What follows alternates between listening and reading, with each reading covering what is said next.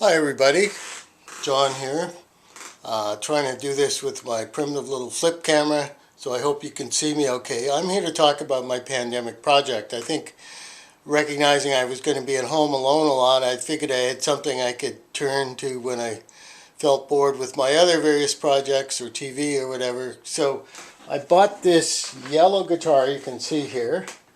Uh, it's a Lero made in Japan in the late 70s, early 80s. And as I back up, I hope you can see how similar it is to the black guitar beside it, which is a Fender Telecaster Cabronita I bought like 4 years ago. And that's a good guitar. The Lero is not a great guitar.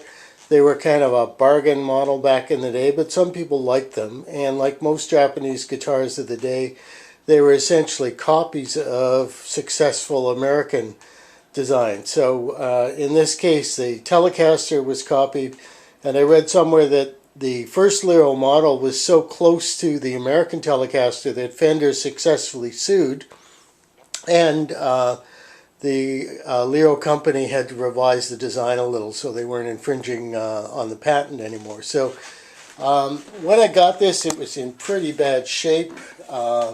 It was missing the nut here.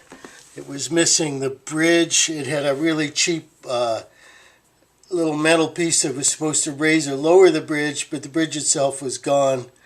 It was missing a tuning knob, a volume knob. It was missing a tuning key, and it was signed in pink fluorescent marker by 5 indecipherable people. I presume somebody played this in a band at one point and everyone in the band signed it.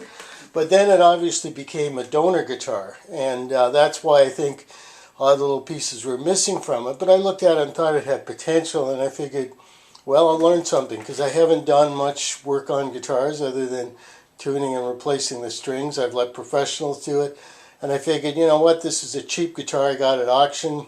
If I screw it up, no great evil. The hardest part in getting this back to working condition was the bridge. What you see here is actually a bridge off a Gretsch archtop, and the Japanese electric guitars of the day had slightly narrower fingerboards, and the strings were spaced closer together. So when I went to guitar supply stores with the dimensions, they said, oh, you're not going to find a bridge that'll fit that. That's too narrow. And it appeared they were right, but eventually I found this Gretsch bridge, which did have the right spacing. So put that on. The hard part was drilling the holes, because this body is pretty thin compared to, say, a Telecaster, which, as you can see, is somewhat thicker. So I had to be really careful that in order to fit the bushings in that hold the bridge, I didn't drill too far and make big holes in the back, because that would have been, I think, the end of the guitar.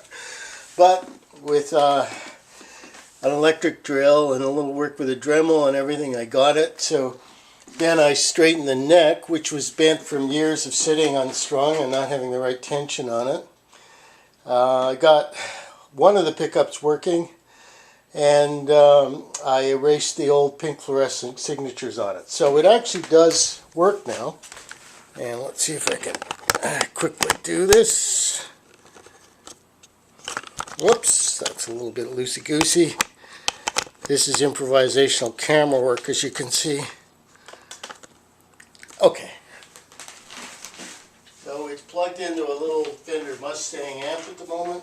It's probably going to overtune again because the neck is still settling from my work on it. And sorry about the camera tilt, but then I'm also sorry about my pandemic haircut. What can you do?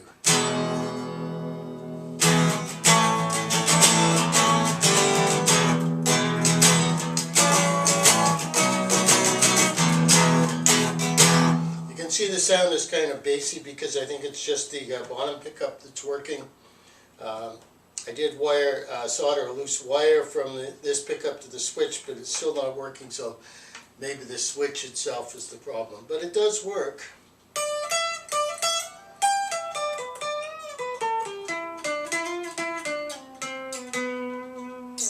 It doesn't have as nice action as my Telecaster. Maybe the nut is a bit high. I know the bridge is a bit high, so I might deepen the grooves in the nut a little bit and see if that helps. But it is playable, etc. So that was my project. If I keep this, I'm going to replace these tuning heads, which are really cheap, and they take a lot of force once you get the string close to tune. So I oiled them, and that helped a little bit. Basically, they just, cheap junk. I think the wood in the guitar, the neck is nice. It looks like it's maple or something. The body, as I said, is pretty thin. So was it worth reviving this? Yeah, I think it's better to have a guitar that's working than in the landfill, and I might sell it to someone as a beginner guitar. I might give it away if I'm feeling charitable, but so far I would say this is 80% a successful project. So what's your pandemic project? I'd be interested in seeing that.